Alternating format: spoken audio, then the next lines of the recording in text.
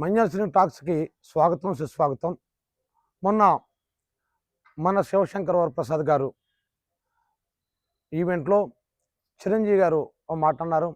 Cinema రంగం అనేది అద్దం లాంటిదని, ఇక్కడ ప్రతిభకి అవకాశం దొరుకుతుందని, ఇక్కడ కాస్టింగ్ కౌచ్ గట్ట ఉండదని ఆయన చెప్పడం జరిగింది.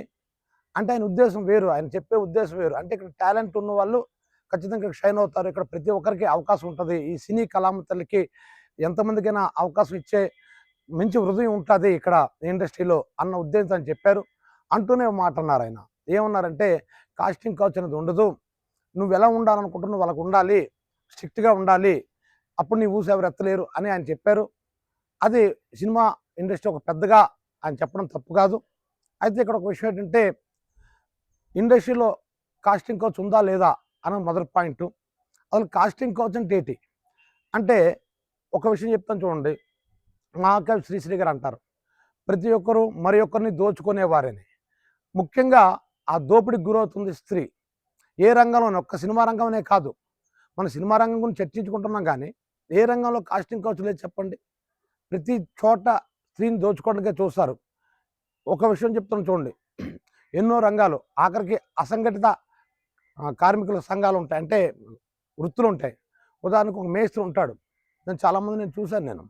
మేస్త్రి ఉంటాడు, తనకు నచ్చిన ఆవిడకైతే కొద్దిగా ఈజీ పని అప్పచెప్తాడు, తను నచ్చిన వాళ్ళకైతే కొద్దిగా కష్టమైన పని అప్పచెప్తాడు. అంటే ఆ మేస్త్రితో కమిట్మెంట్ ఒప్పుకుంటాయి. అంటే అందరూ మేస్త్రులని కాదు, ఒక విషయం చెప్తాను చూడండి. ఏదైనా చెప్తుంది అందరికీ వర్తించదు, కొంతమంది గురించి మాత్రం చెప్పడం జరుగుతుంది.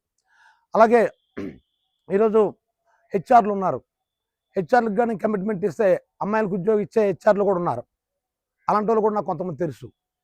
అదేవిధంగా చూసుకున్నట్లయితే ప్రతి రంగంలోనూ, ఈ రంగం ఆ రంగం ప్రతి రంగం గురించి మనం చర్చించుకోక్కర్లేదు, ప్రతి రంగంలో ఉంటారు. ఇక్కడ కాస్టింగ్ కౌచ్ అంటే ఏంటంటే, సాధారణంగా ప్రతి మనిషి సినిమా రంగంలో అవకాశాల కోసం ప్రతి మనిషి కలలు కంటాడు. హీరో అయిపోవాలనో, హీరోయిన్ అయిపోవాలనో, డైరెక్టర్ అయిపోవాలనో, కెమెరామెన్ అయిపోవాలి, ఇలా అనుకుంటారు. కాకపోతే ఇక్కడ ఏం జరుగుతుందంటే, ఒక సినిమాకి కావాల్సిన పెద్ద హీరోలు, హీరోయిన్స్, విలన్స్, మెయిన్ ఆర్టిస్టులని డైరెక్టర్గా సెలెక్ట్ చేసుకుంటారు. మిగతా చిన్న చిన్న క్యారెక్టర్లు, అంటే అండర్ క్యారెక్టర్ లేదా heroine friend character, hero friend character, ఇలాంటి చిన్న చిన్న క్యారెక్టర్లు ఏవైతే ఉంటాయో అవి, అంటే పెద్ద ప్రాముఖ్యమైన క్యారెక్టర్ని కో డైరెక్టర్లకు అప్పచెప్పేస్తారు. ఎందుకంటే ఒక డైరెక్టర్ అన్నీ చూసుకోలేడు కాబట్టి. కాకపోతే ఈ కో డైరెక్టర్లు ఏం చేస్తారంటే కమిట్మెంట్ అడుగుతారు.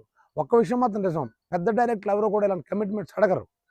ఇక్కడ ఈ ఇండస్ట్రీలో ఒకప్పుడు కాస్టింగ్ కౌచ్ ఎంత ఉండేదో తెలియదు, కానీ ఇప్పుడు ఎక్కువైంది. చిరంజీవి గారు ఎందుకు లేదన్నా నాకు అర్థం కావట్లేదు, చాలా ఎక్కువైంది. ఎందుకు ఎక్కువైందంటే, నిజంగా ఒక ప్రొఫెషన్ మీద ఒక ప్యాషన్తో వచ్చిన వాళ్ళకంటే రియల్ ఎస్టేట్లో 4 డబ్బులు సంపాదించుకొని అదే సినిమా తీసి ఒక ప్రొడ్యూసర్గా పేరు సంపాదిద్దాం, లేదా అమ్మాయిలతో ఎంజాయ్ చేద్దాం అనేటువంటి నిర్మాతలు, లేదా ఆ మెంటాలిటీ ఉన్నటువంటి డైరెక్టర్లు, అంటే వాళ్ళకి నిజంగా డైరెక్షన్ మీద కంటే ఆ రంగంలో కొంచెం అమ్మాయిలను వాడుకోవాలి అన్న, లేదా ఒక ప్రొడ్యూసర్ కంటే ఆ రంగంలో కొంచెం అమ్మాయిలను వాడుకోవాలనేటువంటి మెంటాలిటీ ఉండేటువంటి చాలామంది, అంటే వివిధ రంగాల్లో రియల్ ఎస్టేట్లో కావచ్చు, వ్యాపారాలు చేసి కావచ్చు, ఇలా డబ్బులు సంపాదించి ఏ ఫ్యాషన్ లేకుండా సినిమాలు తీద్దాం ఉద్దేశంతో, అమ్మాయిలను ఎంజాయ్ చేద్దాం ఉద్దేశంతో చాలామంది వస్తున్నారు. ఈ విషయం నేను చెప్పలేదు, తుమ్మలపల్లి సత్యనారాయణ గారు కూడా ఒక ఇంటర్వ్యూలో చెప్పారు ఇది. అలాంటి వాళ్ళు ఎక్కువైపోయారని, అందుకే ఫ్లాప్స్లు కూడా ఎక్కువ వస్తున్నాయని. ముఖ్యంగా ఈ సినిమా ఫీల్డ్ మీద ఆరోపణలు రావడం కారణం కూడా అదే. అలాంటి వాళ్ళు రావడం వల్ల ఇది జరుగుతుంది. ఓకే, ఈ చిన్న చిన్న క్యారెక్టర్ని సెలెక్ట్ చేయడం కోసం పాపం ఏ కృష్ణానగర్లోని ఇంకో దగ్గర లేదా ఇంకొక ఊరు నుంచో అక్కడికి వచ్చి ఆడిషన్స్లో పాల్గొని అవకాశం కోసం చూస్తే వాళ్ళు కమిట్మెంట్ అడుగుతున్నారు. చిరంజీవి గారు అన్నారు, మీరు స్ట్రిక్ట్గా ఉండండి. స్ట్రిక్ట్గా ఉంటారండి, అందరూ స్ట్రిక్ట్గానే ఉండాలని ట్రై చేస్తారు. కానీ వాళ్ళ బాధ ఎలా ఉంటుంది, ఒక సినిమా ఛాన్స్ వస్తే మరో సినిమా ఛాన్స్ వస్తుందేమో, మరో సినిమా ఛాన్స్ వస్తుందేమో, అలా హీరోయిన్ అయిపోవచ్చేమో, లేదా హీరో అయిపోవచ్చేమో, ఇలా ఉంటుంది. ఇప్పుడు స్ట్రిక్ట్ ఉంటే ఏం చేస్తారు, అమ్మాయిని అసలు సెలెక్ట్ చేయరు. సెలెక్ట్ చేస్తే కదా అమ్మాయి టాలెంట్ నిరూపించుకుంటే, మీరు అన్నారు టాలెంట్ నిరూపించుకుంటే మనం నిలబడతాం ఇండస్ట్రీని. మీ విషయంలో కరెక్ట్, అది మేము కాదంటుంది. కానీ అది ఆడవాళ్ళ విషయంలో కుదరదు. అంతవరకు చిరంజీవి గారు ఒక్కసారి మీరు జ్ఞాపకం తెచ్చుకోండి మీ గతం. ఆడవాళ్ళకైతే లైంగిక దోపిడీ ఉంటుంది, కానీ మగవాళ్ళకైతే ఏం చేస్తారండి, ఏదో ఒక ఆశ చూపిస్తారు. ఇప్పుడు మీరే మీ గతంలో ఒకసారి చెప్పారు, కృష్ణ గారితో సినిమాలో మీరు విలన్గా యాక్టింగ్ చేయాల్సి వచ్చింది, కానీ అప్పటికే మీరు హీరోగా యాక్టింగ్ చేస్తున్నారు. చాలా సినిమాలు అప్పుడు మీరు హీరోగా యాక్టింగ్ చేయాలి, కానీ ఇప్పుడు అడిగింది ఎవరు, చాలా పెద్ద నిర్మాత. అప్పుడు మీరే ఇబ్బందులు పడ్డా ఉన్నారు. ఎలాగా, నేను ఇప్పుడు యాక్టింగ్ చేయకపోతే నాతో కొత్త సినిమా కాస్ట్, అంటే మంచి బడ్జెట్ సినిమా తీస్తున్నారు అతను, హై బడ్జెట్లో. సో ఆ సినిమాని మిస్ అయిపోతున్న భయం. అంతేకాకుండా ఆయన ఇండస్ట్రీలో మంచి పేరు పడిన నిర్మాత, ఇప్పుడు నేను కానీ యాక్టింగ్ చేయకపోతే చిరంజీవి ఎలాంటోడు, చిరంజీవి అలాంటోడు, ఆయన ఛాన్స్లు ఇవ్వద్దు అని మిగతా నిర్మాతలతో చెప్తాడేమో అన్న భయం. దాంతో మీరు ఆ సినిమాలో నచ్చకపోయినా యాక్టింగ్ చేసిన పరిస్థితి వచ్చింది ఒకసారి. అలాగే వెన్నెమల్లి మీతో సినిమా తీసిన అదే నిర్మాత మళ్ళీ అదే కృష్ణ గారితో మళ్ళీ విలన్ క్యారెక్టర్ మళ్ళీ మీకు ఆఫర్ చేశారు. అప్పుడు రెండోసారి కూడా మీరు తలవంచక తప్పలేదు. ఎందుకు? ఇండస్ట్రీలో మిమ్మల్ని బ్యాడ్ చేస్తారని. ఇక్కడ వీళ్ళు కానీ స్ట్రిక్ట్గా ఉంటే, కమిట్మెంట్కి ఒప్పుకోకపోతే వీళ్ళకి ఛాన్స్లు ఎవరు సరికదా. మిగతా వాళ్ళకి కూడా ఏం చెప్తారంటే, అమ్మాయి చాలా గేర్రా, అమ్మాయి బిహేవియర్ బాగోదు, అమ్మాయికి ఛాన్స్లు ఇవ్వకండి అని చెప్పేసి ఇండస్ట్రీలో లేకుండా చేయడానికి ప్రయత్నం చేస్తారు. ఒక ఆడపిల్ల ఇటు ఈ దీన్నే తట్టుకుంటుందా?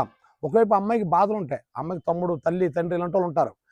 వాళ్ళకి ఫుడ్ పెట్టాల్సిన బాధ్యత కూడా కొన్నిసార్లు వాళ్ళ మీద ఉంటుంది. అలాంటి ఎన్నో జీవితాలు ఉంటాయి. ఇప్పుడు ఇటు పోరాటం చేస్తుంది, అటు పోరాటం చేస్తుంది. అలాంటప్పుడు ఆవిడ కాంప్రమైజ్ అవ్వక తప్పదు. మనం చెప్పడానికి బాగానే ఉంటుంది, చిరంజీవి గారు మీరు స్ట్రిక్ట్గా ఉండండి, మీ టాలెంట్ నిలబడతారు, మీరు చెప్పిన కొంతవరకు కరెక్టే, ఇండస్ట్రీ పెద్దగా మీరు చెప్పినంతవరకు కరెక్టే, కానీ అవి అన్ని వేళ సాధ్యం కాదు. ఎందుకు సాధ్యం కాదంటే ఒకవైపు కడుపు మండుతుంటుంది, ఇంకోవైపు మనసులో ఒక దాహం ఉంటుంది, నేను అలాగే నిరూపించుకోవాలి. ఇప్పుడు ఒక డైరెక్ట్గా ఛాన్స్ ఇస్తారు నాకు ఎవరైనా అంటే, అప్పుడు నేను అలాగే నిరూపించుకోవాలి అనుకుంటే అలా ప్రతి మనిషి అనుకుంటాడు. అప్పుడు ఆ నిర్మాత చెప్పిన ప్రతి అడ్డమైన పని నేను చేయాల్సి వస్తుంది. నేను చెయ్యనంటే సినిమా ఛాన్స్ ఇవ్వడం డౌట్ వస్తుంది, భయం వేస్తుంది. సో అందుకోసమే, ఎందుకంటే నేను కూడా పర్సనల్గా నేను చూశాను, ఒక వ్యక్తి నన్ను 8 నెలల పాటు తిప్పించుకున్నాడు ఛాన్స్ ఇస్తానని చెప్పి. వాడు చెప్పే ప్రతి అడ్డమైన పని నేను చేశాను. ఇది ఎందుకు చెప్తున్నంటే, ఇలా ప్రతి రంగంలో ఉంటుంది. చెయ్యమంటే ఈ ఛాన్స్ పోద్దని భయం. మనలో ఉన్న ఆశల్ని వాళ్ళు ఏం చేస్తారంటే దాన్ని ఉపయోగించుకుంటారు.